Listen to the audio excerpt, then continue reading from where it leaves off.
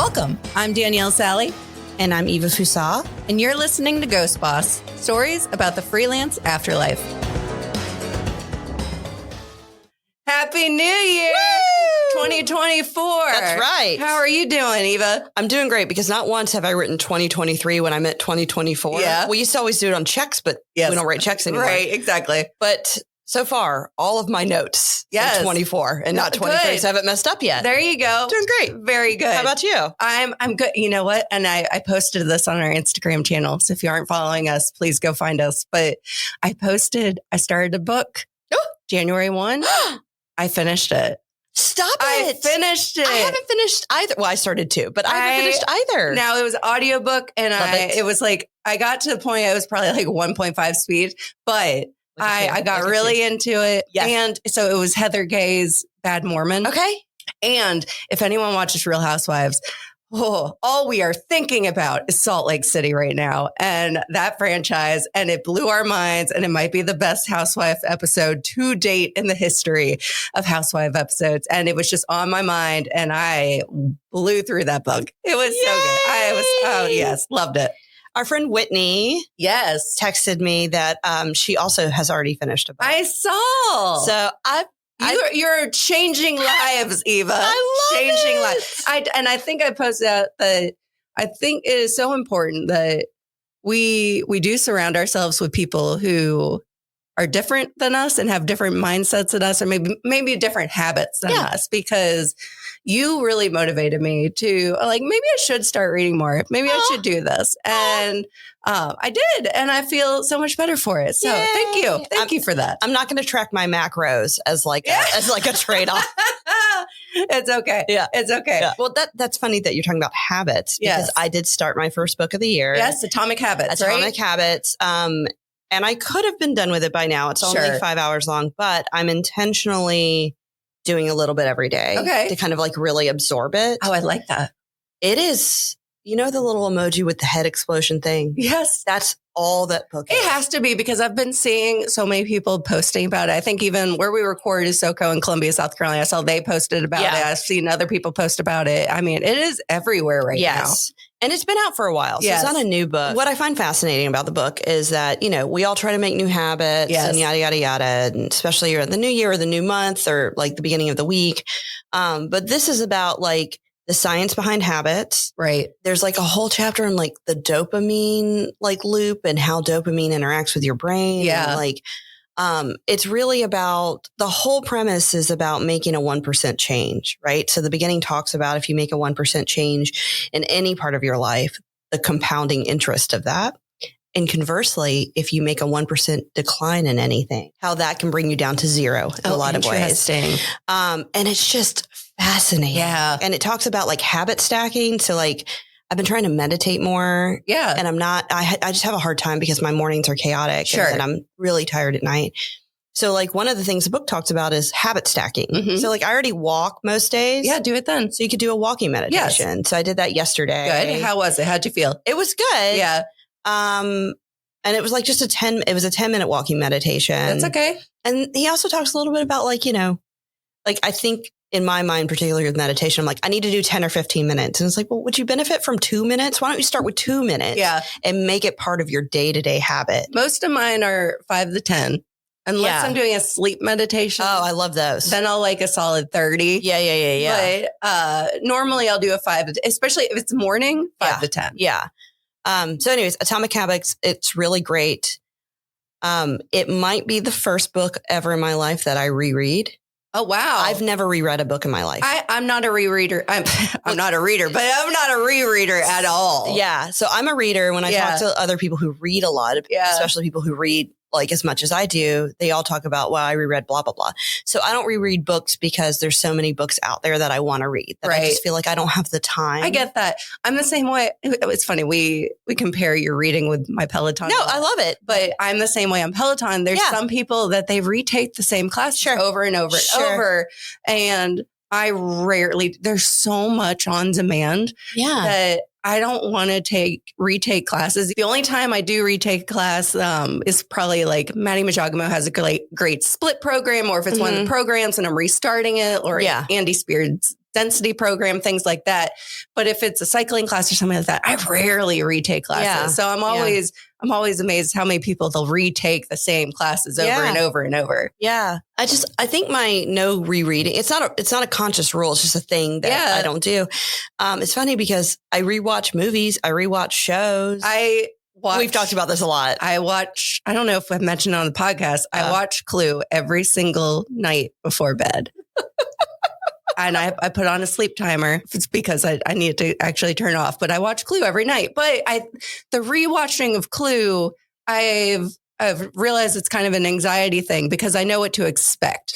Yeah. So I rewatch shows as background noise when I'm trying to do something more complicated than when I can't allocate the full brain space to I don't need or a podcast. A comedy about murders to go with sleep, but I just need something that I've watched. Is it really about murders? I mean, it is, but it's very campy and cheeky. No, I know. I've seen it. Have you heard of Stop with your board face. game? Stop with your face. I've seen it. I've watched it. Yes. But anyway, so Atomic Habits is going great. Awesome. My fiction book of the year. I started Artemis recently. How's that? It's good. So it's by Andy Weir, who wrote The Martian. Yes. You've seen the movie? Yes. I have not read the book, but he wrote Project Hail Mary, which is one of my favorite books in the last few years. Awesome. So it's really good. So that's been great. And then I did want to share, I've started a project that has nothing to do with work. Oh, what is it? And I'm not going to try to make it part of my work. No. Because I tried to start beading last year so I could add it as like a service line. Sure. This has nothing to do with any of that. Good. I started a temperature blanket. Oh, fun. I've heard of these. Yes. So I used to knit. And then I stopped knitting. Yeah. Like I stopped painting and I stopped doing a lot of stuff that I just did because I just didn't have time or energy or whatever. So I started knitting again. Love it. It's January 5th. I'm one day behind. I've only knitted through January 3rd. But basically, for those of y'all who aren't familiar, a temperature blanket is you knit or crochet 2 rows every day for the temperature that it is in the city that you live in. Excellent. So you're going to have a very bright color. A red blanket. You're going to have a red blanket. A lot of red. So like to set it up, you have to just decide, are you going to do the high or the low in wherever you're going to be? Okay, cool. Or the average. You can do the average if you want to look a lot more like a gradient. Sure. And then you have to assign a color from 90 to 100, 80 to 90, whatever. So I did that. And then you decide how big you want it to be and all that kind of stuff. And so when I was picking out my colors, I was like, really like your 80 to 90, 100 plus, because that's going to be the bulk of your blanket. Yes. And it's funny because when you only do the highs have been in the 50s this week, even though I've been freezing every day. So I just think it's funny that I think in the 50s is absolutely freezing. I'm living my best life over here. Well, once again. So I'm doing a temperature blanket. I love it. It's fun. We'll see if I stick with it. I hope I do. Yeah. But I was knitting last night and it made me sleepy and I went to bed early. Okay, cool. So I thought that was kind of cool that like listening to my book and knitting made me ready for bed. I love it. Yeah. So. All right. So let's get on to the topic today. Well, yeah, because something that AI is not going to be able to take over is my temperature blanket. Yes. So we wanted to talk about AI today and we really wanted to get into maybe tools that we use, why it's important as a freelancer to really embrace AI and why we need to not be worried that AI is going to take our jobs. So that gets us to the question, Danielle. Yes. What's that? Can robots be ghosts? Oh, like us? Yes. Maybe they're cyborg. Cyborg ghosts. There we go. I love it. I find AI fascinating. There's a lot of people freaking out. But I like to say to people, if you've been using the content aware fill button in Photoshop for you're using AI years, you're using AI. If you use the text prediction algorithm on you're using AI, right? Yep, exactly. I think a lot about when I think it was my senior year at SCAD. Yeah. Which was about 2006, 2007. And I forgot what it was, but I was at a presentation with a speaker and something was coming out that basically was like, it will create templates for you and it will do all these things. And I think professors in the room were feeling the tension from students hearing that. Yeah. And I can't remember what it was. It would have been, I guess, comparable to like Canva today. And a professor got up during the question and answer portion and he said, don't listen to this presentation and be fearful of going into the workplace. Just know that it is there. It is a tool, but it will never replace human interaction. It will never replace what we bring as designers to the table. It will be a tool. It will be helpful, but it's never truly going to replace us. And so I think a lot about that every time something new comes out. And, when AI when ChatGPT was really kind of taking over and everyone was so fearful, they don't need copywriters anymore because they're just going to use this and blah, blah, blah. And it's like, no. And I think back to that day when I was at SCAD and that professor got up and he said, it's a tool and it's a tool that you can use and it's not by any means going to replace you. Yeah. And I think that, especially as a freelancer, is very important as we look at AI to know that it is a tool for us to use. Yeah. So I had my it's a tool epiphany, clearly not about ChatGPT. Yeah. But I had kind of a similar story from college. So it wasn't a moment where a professor was walking up or anything like that. But so I went to the journalism school and a lot of my early design work was newspaper layout. Yes. Right. Just pages and pages and pages of layout. And we were working in Quark. Oh, yep. Dating myself here. We were working in Quark. InDesign was not really what it is now. PageMaker was still kicking around. Yeah.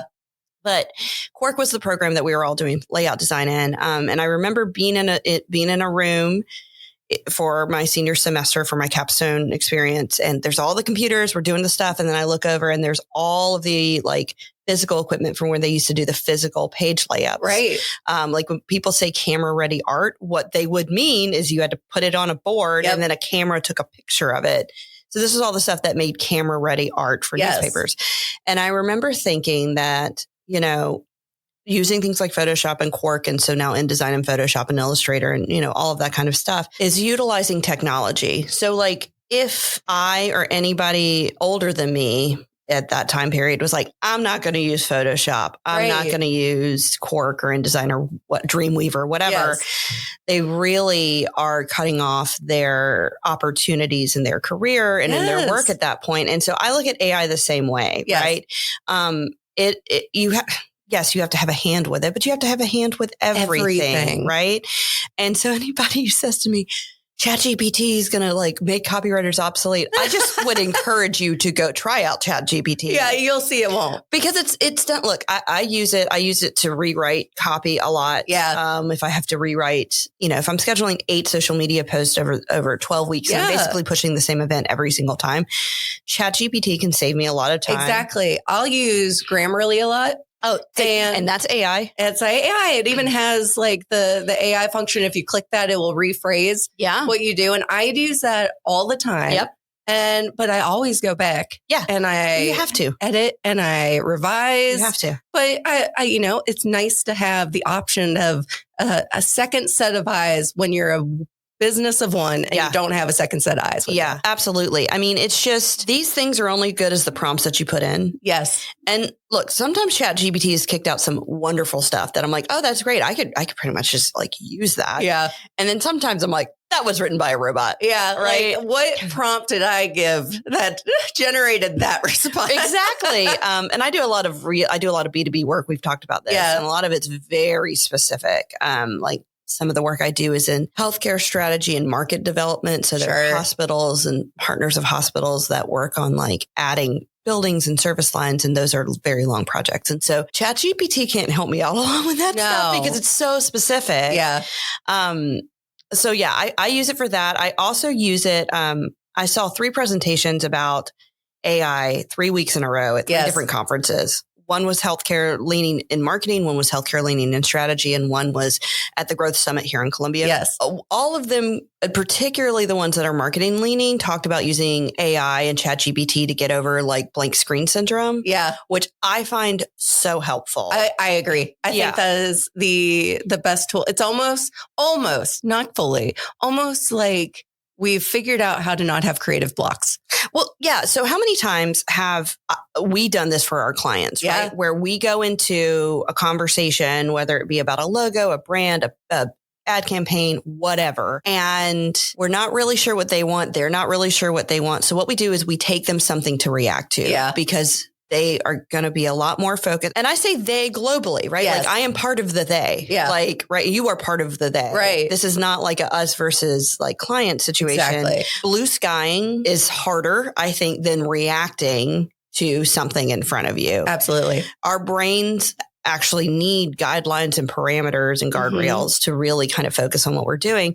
So for me, ChatGPT is very helpful. And it's just the one I'm listing. There's other services, but it's just the big one right now. And it's helpful for me to say like, hey, help me write an outline about analytics for social media. Yeah. Right. And so then it gives me, I don't know, 8 things. And I'm like, oh, that's right. Yes. So that's actually what I use it for a lot would be monthly content for my social media. I need to do that. That's on that. You assigned that to me this year. I assigned it to you and you need to do it. Yeah. We need to just sit down one day and like plan out both of our content. But next week. Okay, there we go. Yeah. Next week. Before or after we record, we'll go sit out at SoCo and do it. And no, I'll use it a lot to kind of generate a social content calendar draft because it's not perfect, but I'll go in and kind of get some ideas and then that will grow from there. And so it's been, I mean, November and December were a little bit of a wash, but October I did great. Yeah. So I'm new year, reset. I'm going to get back on it, but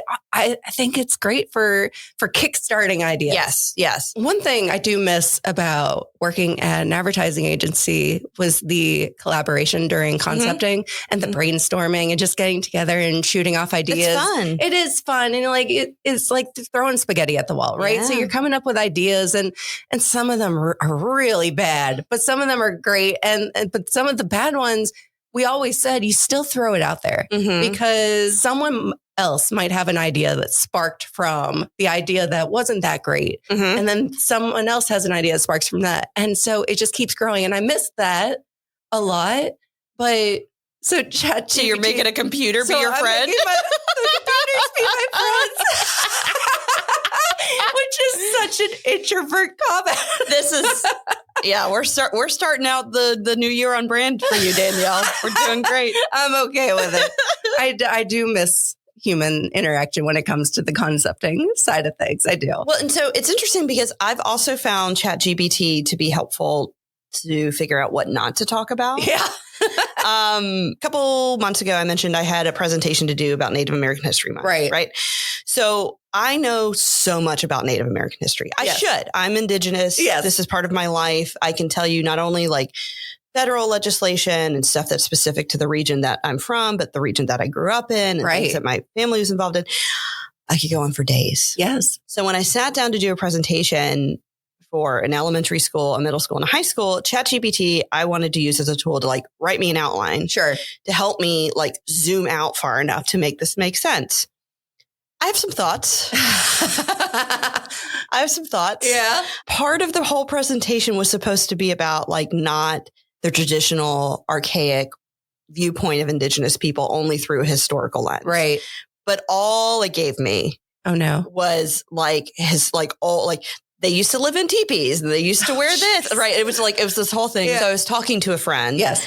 And I was like, basically ChatGPT is just like an old school person from like 50 years ago. You need to give your presentation to ChatGPT. Right. And be like, learn this, please. Yeah. Because it really was through this kind of archaic, like old school I can see that. viewpoint, which is something that Indigenous people now are trying to say, like, we are still here is one of the things we say the most, like, right.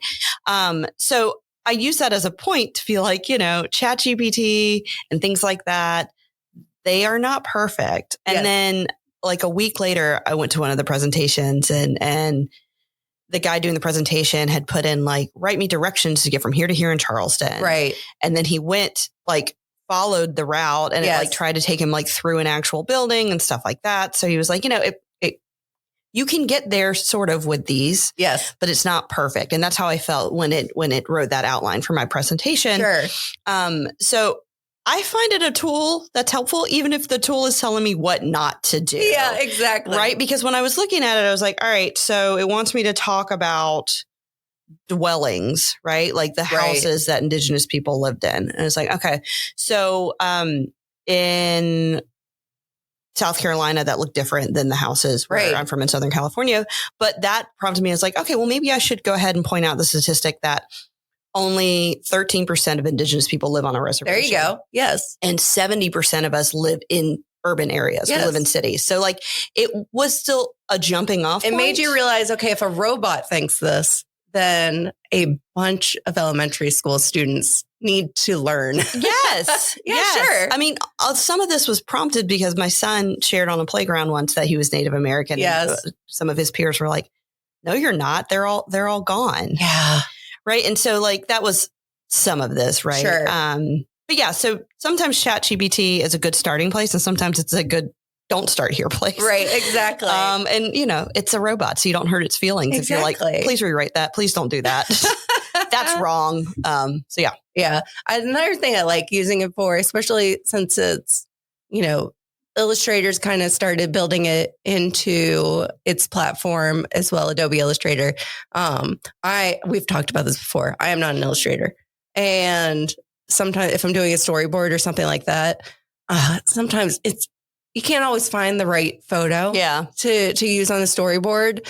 And sometimes I might just use it to exactly show what I need. But man, I had one, I think it was like Santa at an office party. The things that I got, I couldn't even use it. I couldn't use any of it. It was, I swear, even if you aren't going to use it for that, just go ahead and like dive into what it generates for you in Photoshop and Illustrator. It's very comical. And again, it will not be better than using an actual illustrator. No. And even if it is, like, let's say there's some things that it does do correctly. Right. So I use this example in a tool within Photoshop. Yes. The content aware fill tool. Yes. Or the subject select option, or the there's some other ones where it can like delete the background for you and stuff like that. Yeah. It is so rare that I use that tool and I don't have to manually clean up something. Oh, sure. Did it do 95% of the work? Yeah. Absolutely. Did it save me some time? Yes. Does a human still need to look at that and like touch up the edges? Yes. And that is technology that's been used within Photoshop for a while. And the ask is pretty easy. And so I think a lot of this stuff we'll get there. But like one of my favorite things to watch right now on TikTok, there's a trend that's called AI is terrifying. And it's just people putting prompts into like these photography AIs. Yeah. Like, I don't know if they're using Midjourney or if it's just something very similar. Yeah. AI does not have a handle on hands. Listen. So there's all these videos of these horrifying like fusions of like hands, or they'll like put in like an image of you and tell it to zoom out. Yeah. And somebody will put an image of like part of their face and it turns them into like this horrifying monster. I love it. So yeah, so I'm not afraid of AI taking my job. No, absolutely not. And also this is something that like I don't feel like I can fully get into, but if you are using AI in your work, you should know that things like ChatGPT and Midjourney and things like that are not proprietary. So like what they give you, like you can't copyright that. Exactly. It is public. I've been told several times, whatever prompts you put in right now, that's not public. Like people can't see it. Yeah. But it's written into all of these terms of service that they don't keep that stuff private. So don't put anything in there that you don't want somebody to be able to be like, hey, you prompted this. Now my clients know that I use AI in some of my work, but so yeah, don't put proprietary stuff in there. Yeah. Just be careful with it. Yeah. Don't put your social security number. Well, and like, so for me, like when I think about proprietary stuff, I have some clients that I have to sign NDAs and stuff like that. Sure. Because they're working on patent stuff and things that I don't understand, but let's pretend I understand. Right. And so knowing that, and like these contracts don't have clauses about like not interacting with AI with this, but I would venture to say that they probably will. Yeah. That will become an industry standard. For sure. You know, and that's one of the interesting things too, especially with like award competitions and things like that, of how do all the competitions have a handle? Somebody asked me that. And a lot of people are asking, how do all the competitions have a handle on really fact checking if something's AI or not? And if it's original, and how do you check that? And so it's definitely open a whole new can of worms that we in this industry especially have to kind of keep an eye on. And how are we going to track that and make sure that work that is produced is still original work. Yeah, I've heard some analogies to how stock photography is used, and they're not clean analogies, right? Yeah. Like, so some people are like, yeah, I guess using AI to an extent could be like using stock photography, Yeah, right? like maybe having like a license to use it and whatnot. Right, Yeah. right. And so you can submit for awards, at least the awards that I'm familiar with. You can submit an award for a piece done that uses stock photography for a brochure or a campaign or whatever, but you can't submit that stock photography as a standalone element of advertising. How does AI play into that, right? Yeah.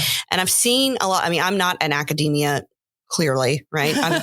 I'm out here freelancing all day. But I have seen some talks in the academic circles about they have some very sophisticated tools now to flag AI. Oh, good. But I saw a post from this woman recently that her report or article or whatever she wrote for school, she's in college, was kicked back for using AI. And it's because she's used Grammarly. Oh, so she wrote it. But she did a grammar check in Grammarly. Yes. And according to her university, that is considered AI. Oh, interesting. So she was just kind of doing like a PSA, like, hey, if you're at blah, blah, blah school, and so from an academic perspective, I do not envy the people who are trying to navigate that, because while people like us and people in similar fields have to navigate that from an award standpoint. Yeah, sure. I would argue winning an award and kind of figuring out those delineations has lower stakes than determining what makes a valid degree. Exactly. Right. And what's considered plagiarism or academic dishonesty. Yeah. I don't know. I don't have to answer these things. Someone else does. Somebody else does. Glad it's not us. We have kids. We'll have to follow those guidelines to help our kids follow those guidelines, but we don't have to write the guidelines. Hopefully it'll all be figured out by then. Yeah. We'll have something new. Actual robots. Don't worry about that. So overall, I don't think robots can be ghosts. No, I think we're safe. Even though, if you look at any of the movies in the last 20 years. Yeah. A couple of years ago, I watched, I think it was Johnny Mnemonic or The Net or something like that. And it was like the internet 2022. And it was 2022, but this was shot in the 90s. And it was just I was like, this is hilarious. This is what you think it looks like. So, I think we're going to be fine. Yeah, I think we're good. We still have jobs. At least today. Overall, if you're one of those freelancers that is worried that your clients are going to pick AI over you, don't worry about it. They're not going to replace the relationship that you have with them.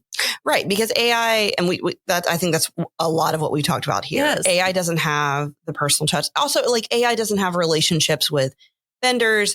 AI doesn't know what the best hosting, that services. Said, if you're a freelancer and you're not touching AI, you need to touch AI. You are not doing yourself any benefits. Yeah. I mean, if you're trucking along and you don't need it, certainly do not reinvent your wheel, right? If you're doing fine, you're doing fine. But if we've talked about anything here that you're like, oh, maybe that would be helpful for me, I would try it out. And if you don't like it, don't use it. That's right. But we're all about working smarter, not harder. That's right. And that's what this is, right? Yes, exactly. So, try it out. There you go. 2024. We're working smarter, not harder. We're doing great. Yes. And we're going to continue to be ghosts, not robots. That's right. There we go. That's right. Well, thanks for listening, everybody. Yes. Thank you. We'll be back next week. Yep. Welcome back to 2024. We did it. Woo! Hope you're doing it too. Bye, everyone. Talk soon. Remember to follow us on Instagram and TikTok at Ghost Boss Podcast. And also please like and review us on your favorite podcast app.